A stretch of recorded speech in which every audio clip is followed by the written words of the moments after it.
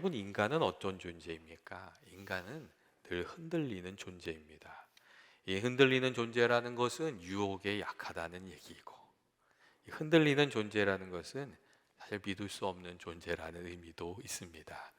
우리가 믿었다 그리고 실망했다 그런 얘기 하지 않습니까? 믿었다 배신당했다, 이제 그런 얘기도 합니다. 왜 그렇습니까? 이 흔들리는 사람을 믿었기 때문에 그렇습니다.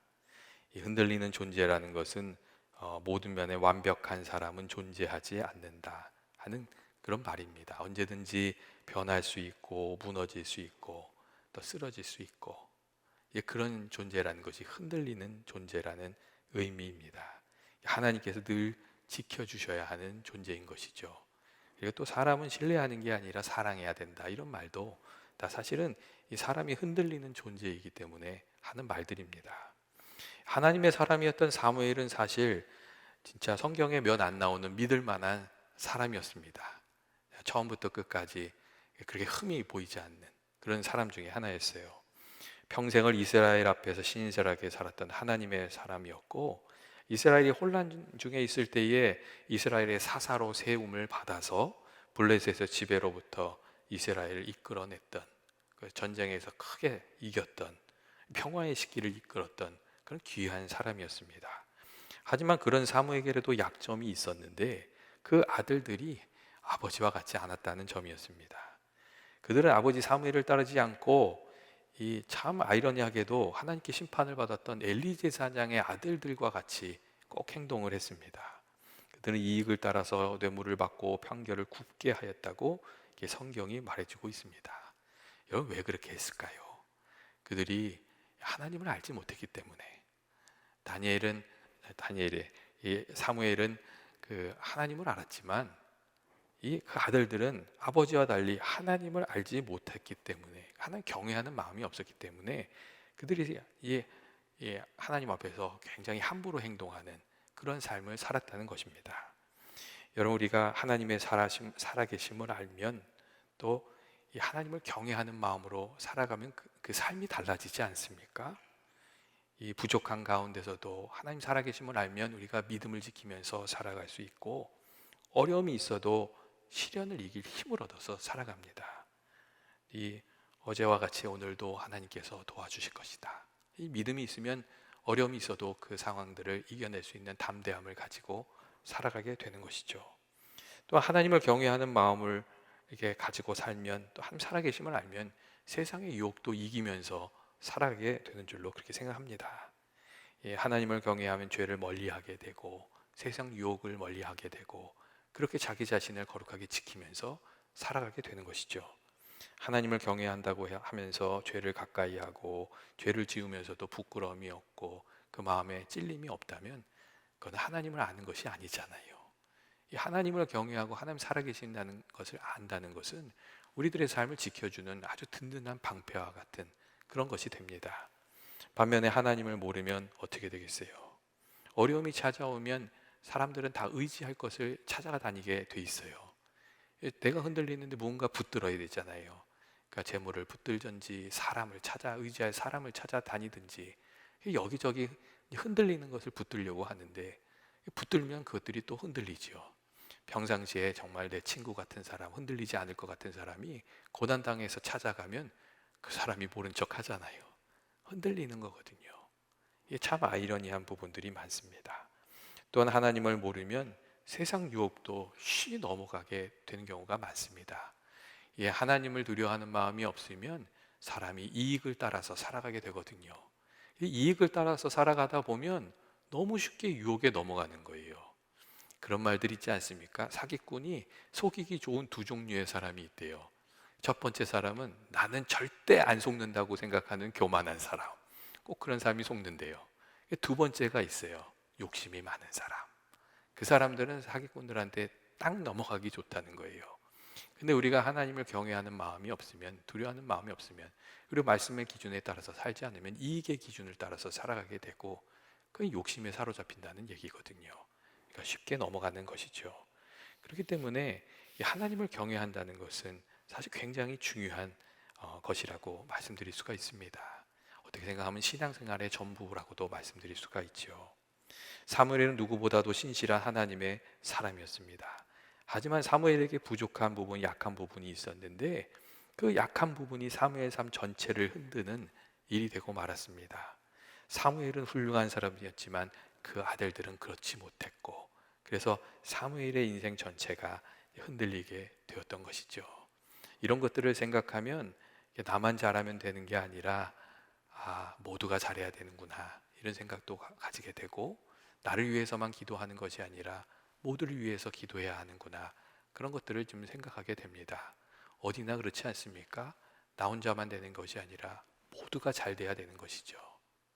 예전에 제가 중고등부를 할 때 그런 생각을 했던 적이 있어요. 우리 아이들만 잘 되는 게 아니라 그 아이들의 친구도 잘 돼야 되는 거예요. 친구들이 이상한 애들이 있으면요, 우리 아이도 잘 되기가 어려운 거예요. 그래서 이게 모두가 잘 돼야 되는구나, 그런 생각을 한 적이 좀 있습니다. 근데 우리 교회도 그렇지 않습니까? 나만 잘 되는 게 아니라 우리 교인들이 다 잘 돼야 되는 것이죠. 우리가 이렇게 기도하면서 살아가야 하는 줄로 그렇게 생각합니다. 사무엘의 그 아들들 때문에 크게 실망한 이스라엘 자손들은 사무엘에게 찾아와서 이제 왕을 세워달라고 요청을 합니다. 사실 이스라엘 자손들에게 사무엘이 그 왕처럼 강력한 권력을 휘두른 것은 아니지만 하나님을 대리해서 왕 같은 역할을 하고 있었어요. 그리고 그 역할을 아들들이 나누어 가지고 있었죠. 근데 이 사무엘 자녀들이 불의한 행동으로 피해를 입히니까 사무엘과 그 아들들을 버리기 위해서 왕을 세워달라고 이스라엘 백성들이 요구를 하게 됩니다. 다른 사람을 세워달라는 것이죠. 사실 이런 일들은 오늘날에도 비일비재하게 있지 않습니까? 기업을 운영하는 경우도 이제 회사를 이끌어가는 CEO가 잘못하면 CEO가 갈리잖아요. 이익을 못 내면 갈리거든요.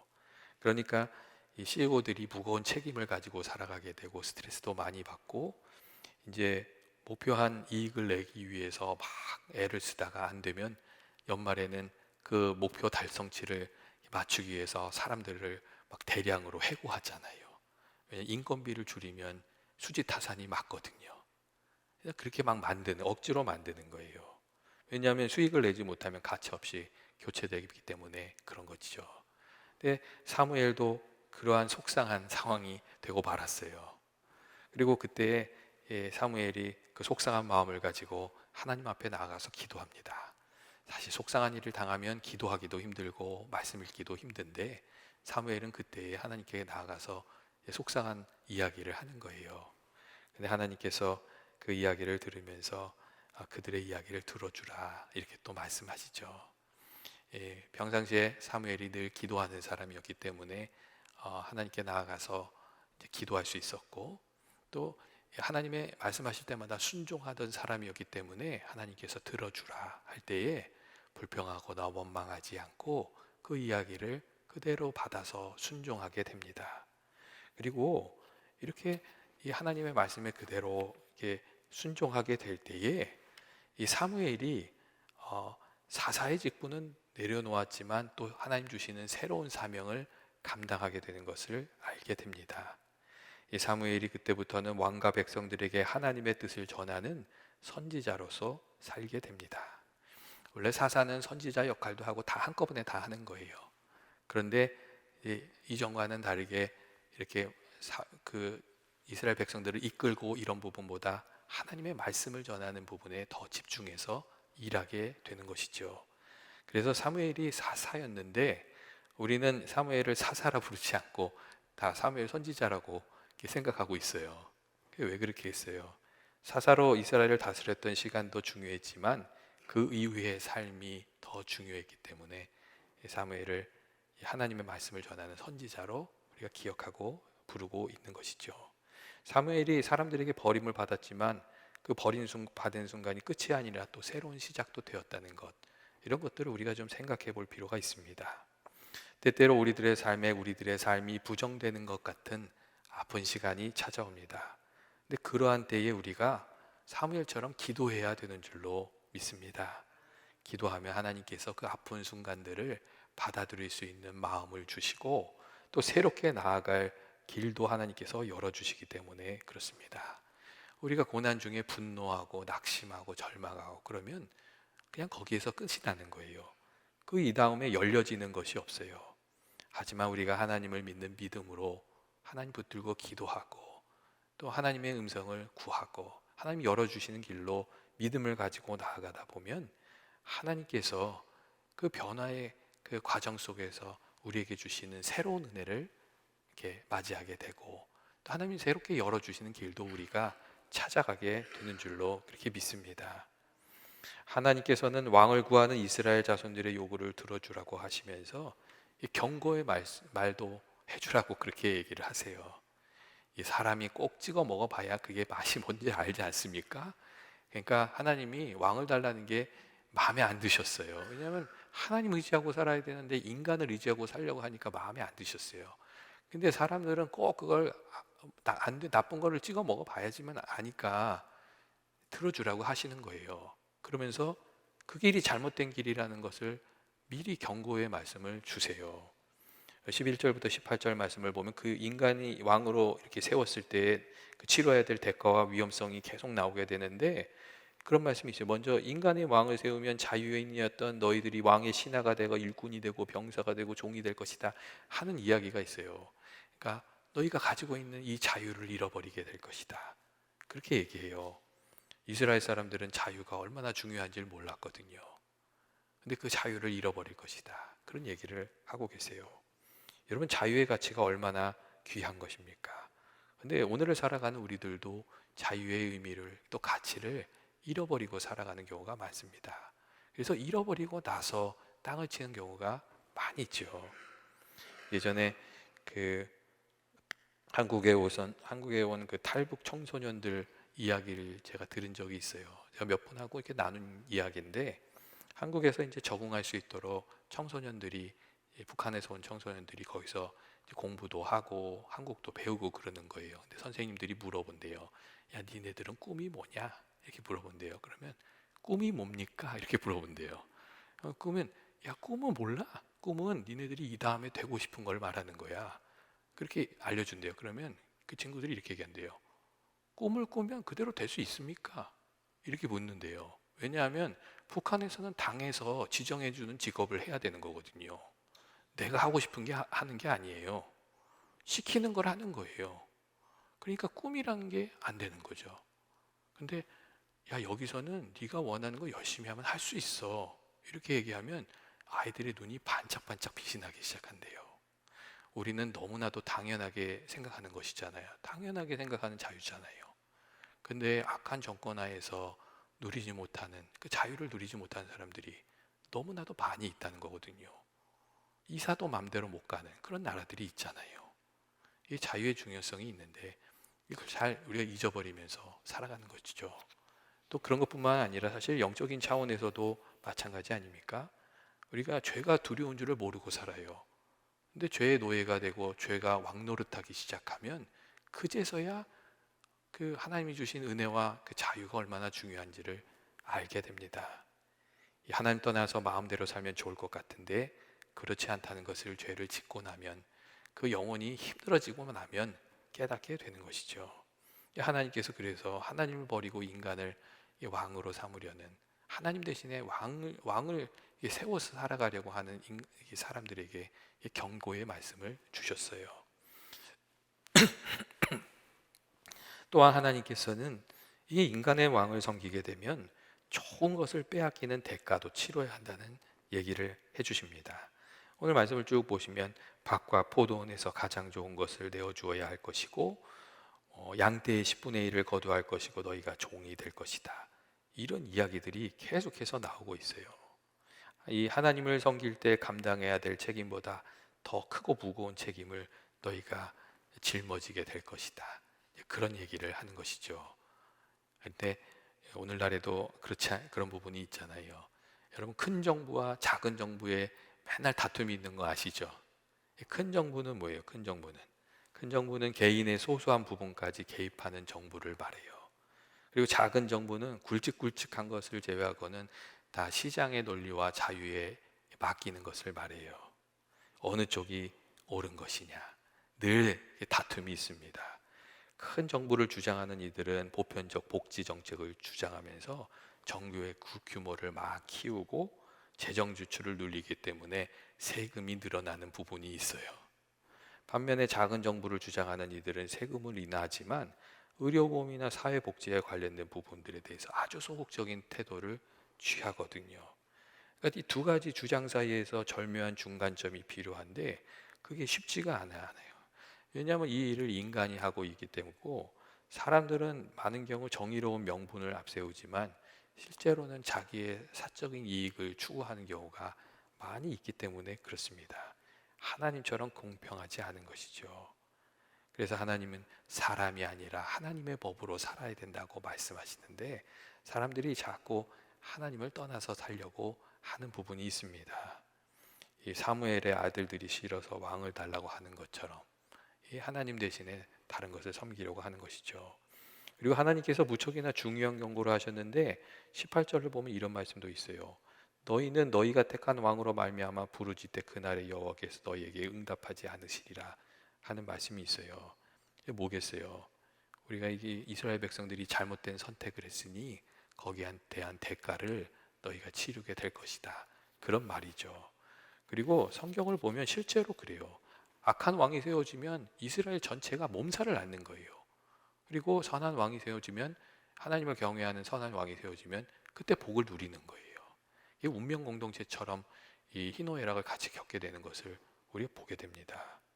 오늘날에도 비슷하지요. 기업이나 나라나 지도자들이 이 잘못된 결정을 내리면 공동체가 같이 몸살을 앓는 것이죠. 그래서 이 좋은 리더들이 세워질 수 있도록, 그들이 또 하나님의 법에 따라서 살아가도록 이렇게 기도하는 것이 필요한 줄로 믿습니다. 그리고 우리 사실 이렇게 생각해 보면요, 우리 각 사람이 다 어느 곳인가에서는 리더예요. 가정에서 리더든지 공동체에서 리더든지 리더의 역할을 감당해야 되는 때가 있거든요. 그때에 하나님의 법대로 역할을 잘 감당하는 우리가 될 수 있도록 또 그렇게 기도하면 또 살아야 되는 줄로 그렇게 생각합니다. 이 지도자들을 위해서도 기도해야 되고, 올 한 해 지도자들이 좀 하나님 지혜를 주셔서 좋은 결정을 내리도록 우리가 좀 기도해야 되고, 이제 그런 부분들이 많이 있다고 생각이 듭니다. 하나님께서 왕을 구하는 이스라엘 백성들에게 이 인간을 왕으로 삼아서 살아갈 때 겪어야 할 책임들을 이야기하셨어요. 하지만 이스라엘 백성들이 오늘 말씀을 보면 하나님 말씀을 들으려고 하지 않았습니다. 말이 아주 셉니다. 아니로소이다, 이렇게 돼 있어요. 아니로소이다. 우리도 왕이 있어야 하리니 우리가 다른 나라들과 같이 되어서 우리 왕이 우리를 다스리고 우리 앞에 나가서 싸워야 될 겁니다. 그렇게 얘기를 고집을 세우죠. 그리고 하나님께서 그래 왕을 뽑아라 하시니까 그 얘기를 듣고야 이제 집으로 돌아갔다, 그 얘기가 나옵니다. 그리고 이때부터 이스라엘의 왕정 시대가 열리게 되었어요. 그리고 선한 왕이 있을 때는 복을 받고 악한 왕이 있을 때는 고통을 당하고, 근데 아시지만 사람이 악에 기울어져 있기 때문에 선한 왕의 숫자보다 악한 왕의 숫자가 훨씬 많았어요. 그러니까 좋을 때보다 나쁜 때가 훨씬 많았지요. 그리고 그 과정을 통해서 이스라엘 백성들은 하나님을 왕을 모시고 하나님을 왕으로 모시고 살아야 되는구나 하는 것을 다시금 배우게 되었습니다. 이스라엘 사람들은 힘센 왕이 있으면 그들이 나아가서 자신들을 대신해서 싸워줄 줄 알았어요. 근데 결국 이렇게 성경을 보면 하나님께서 이스라엘을 지켜주실 때만 평화가 있었고, 하나님께서 복을 주실 때만 그곳에 은혜가 있었다는 것을 알게 됩니다. 인간의 왕이 했던 것이 아니에요. 하나님이 하셨던 것이죠. 그것을 아주 힘들게 이스라엘 백성들이 배워야만 했습니다. 우리들의 삶도 지켜주시는 분은 누구십니까? 올 한 해 어떤 분을 우리가 의지하면서 살아가야 되겠습니까? 하나님께서 우리의 구주가 되시고 도움이 되시고 인도자가 되어주셔야 한다는 것을 우리 마음속에 단단히 세우고 주님을 붙들고 살아가는 저와 여러분 되시길 주의 이름으로 축원드립니다. 같이 기도하시겠습니다. 사랑과 은혜가 많으신 하나님 아버지, 새해 첫 번째 금요일 저희 중보기도 이렇게 드리게 해주셔서 감사합니다. 올 한 해 저희가 이 세상을 의지하는 것이 아니라, 사람을 의지하는 것이 아니라 하나님을 의지하고 살아가는 저희들이 되게 하여 주옵소서. 주의 능력을 힘입어서 살아가게 하시고 주의 도우심 가운데 살게 하여 주시고 그 인도하심 가운데 주와 동행하는 저희 모두가 되게 하여 주옵소서. 예수님의 이름으로 기도합니다. 아멘.